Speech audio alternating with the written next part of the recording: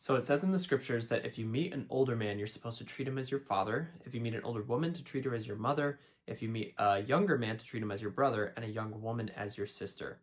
I think that this is especially important for young men to take to heart because sometimes our attitudes can get us in sticky situations in our relationships. We think that we know best, we have some pride, we have some ego, we have unchecked desires when it comes to women. I want to break this down a little bit. So with an older man, treat him as your father.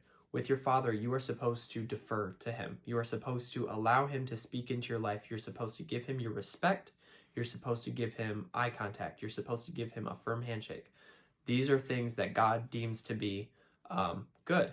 With an older woman, you're supposed to be helpful and kind and speak well of her.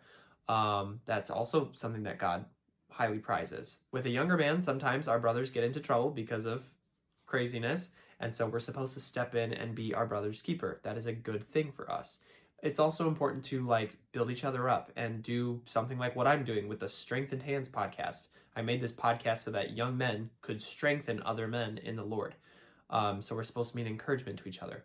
And then with younger women, you're supposed to treat them as a sister. This can be very difficult because as men, we have wandering eyes sometimes, and we have to keep those in check. So treat her as a sister. Treat her well by encouraging her and by giving her respect and dignity, keeping guard over your own heart so that nothing unclean will enter it. Those are all very important to God. So if you are a young man who strives to be God-fearing, this is a little piece of advice for you today. Don't forget, the next time you meet somebody who falls into one of those 4 categories, that is how you should treat them. If you like encouraging content like this, give this video a thumbs up, follow us for more, and check out the Strengthened Hands podcast for more encouragement.